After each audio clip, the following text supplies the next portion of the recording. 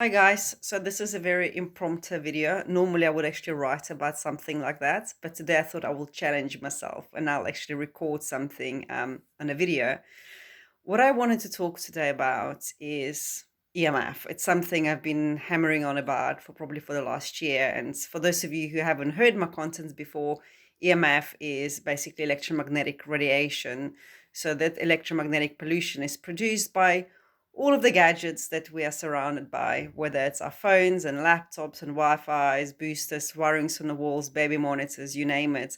All of that emits electromagnetic radiation. Now, I know that some of us are a lot more concerned about it than others. And for those of you who are, and especially for those of you who are wondering how you can minimize this exposure to EMF radiation, then this video is for you.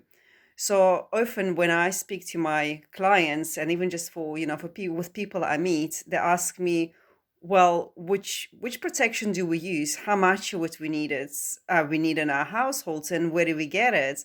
And I understand that, I mean, EMF protection now became honestly it's like buying chewing gums. It's available in every single corner. And that's really what I wanted to mention today is that there are two types of EMF protection. So the first one is blockers, something that just blocks the signal, blocks the EMF rather. Now it's not something I recommend and I would personally use, but we're all different. So you just need to do your own research. But the reason why I would not recommend it is because A, it will just block your device, which is fine if you're sleeping.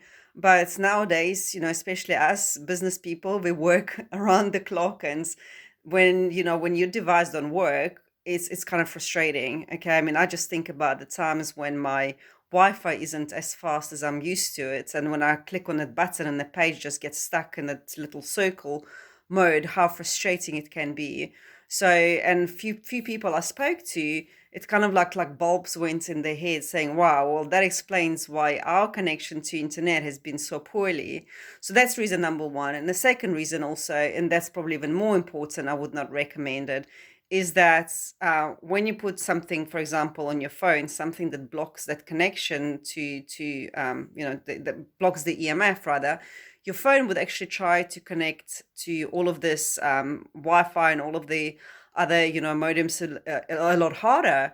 So in fact, you end up being exposed to more radiation than potentially without a blockers. So this is just my opinion after this research and all the readings and professionals I spoke to in that area, and that's something I found. Now, another type of EMF protection device is the neutralizer. And that's what I recommend to my clients. That's what I use. And you get different types of neutralizers out there. I know some people use crystals. I personally never use crystals, so I can't comment on that. But, if that works for you and you feel amazing, absolutely brilliant. So with the neutralizers, what they do is they offset and they harmonize those frequencies of electromagnetic radiation. Now, the way it works, and I mean, by no means I'm a very, massive expert on that, but I do understand the basics of how it works. And that's we know that we are all energy, and we vibrate at the certain frequencies. And there are some frequencies that are harmonious with our bodies, like, for example, frequencies of essential oils. And some other, botanical frequencies. So we resonate at more or less the same frequency or the same kind of level of vibration we have. And then you get frequencies of EMF, of electromagnetic radiations, which are very incoherent. And that's the clash, when they clash with our body frequencies, that's how the damage occurs. Also, what happens with EMF, it releases this huge amount of calcium, which gets into our cells and it breaks our DNA and damages our tissues, which is why it's important to use a neutralizer and something that offsets and harmonizes those frequencies of electromagnetic radiation.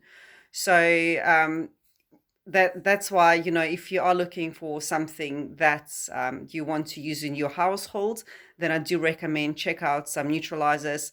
If you want more information, you're welcome to connect with me. I recommend to my clients, and I use it for myself and for my children, EMF shields and also the earthing card.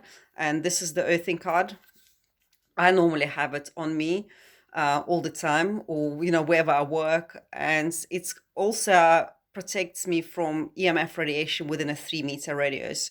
So I just have one in our house, and if when I fly, whenever that was the last time, I can't remember, it's just a peace of mind knowing, that me and my children and even people within a 3 meters next to me, we are all protected from EMF radiation. And also just think about the times when your house, for example, it's all healthy and safe and you've got your EMF protection, but actually what happens when you leave the house? What happens when you get on the train? Or I know, some areas they already have this 5G towers coming out. What happens then? And this is just a great answer for that. It's just something you can just always carry on you, in your purse, in your bag. For some of my clients, especially people struggling with fatigue and stress and other health conditions, they just carry it even in the bra, just on the bodies. So yeah, if you've got any information, if you've got any questions and you want to have more details on EMF protection technologies or have any questions, then just leave a comment below or message me directly, and I'm always happy to answer any questions that anyone has for me.